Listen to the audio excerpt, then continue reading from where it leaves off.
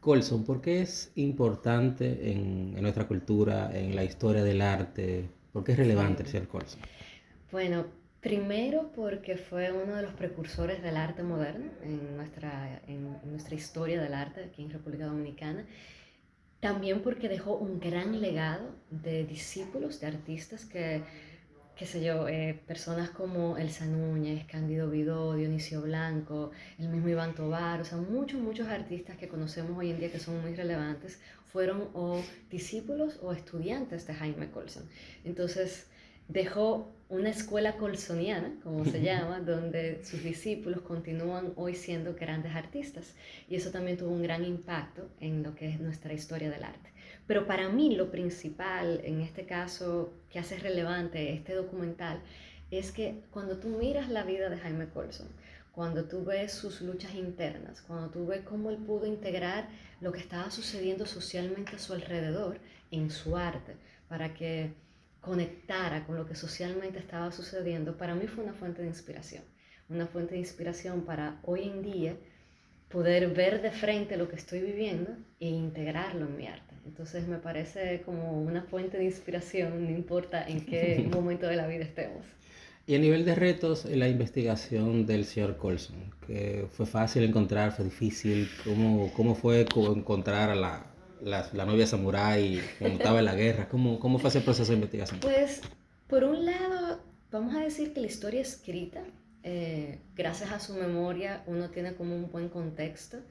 Teníamos a dos sobrinos de él, hijos de su hermana, que vivieron con él, lo conocieron y nos pudieron compartir bastante de su vida, pero lo que no teníamos por ninguna parte es videos, audios, o sea, teníamos algunas fotografías, lo cual era como un gran reto de cómo hacemos que se sienta cercano esta persona, cómo lo presentamos dentro del documental.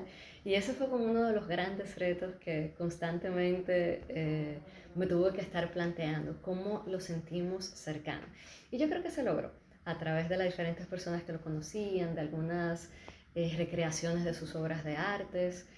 Presentamos a dos de sus discípulos haciendo una obra en homenaje a él mientras van hablando de su relación con él. Entonces de esa manera vemos la magia de crear en la pantalla y eso conecta con como él creaba también. Entonces se le fue buscando la vuelta, pero pienso que es eso, cómo lograr en un documental de una persona que ya murió, que no podemos entrevistar en vida, cómo lograr transmitir quién era él de la manera más humana posible.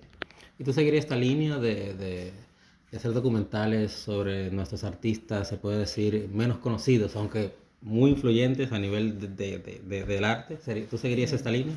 sí, me gustaría muchísimo. La verdad que los documentales, todo aquello que ayude a preservar y guardar la memoria de una cultura, de un país, es sumamente importante, porque forma parte esencial de quienes somos. Entonces, este tipo de piezas tiene un gran aporte a lo que somos como sociedad y a nuestra cultura.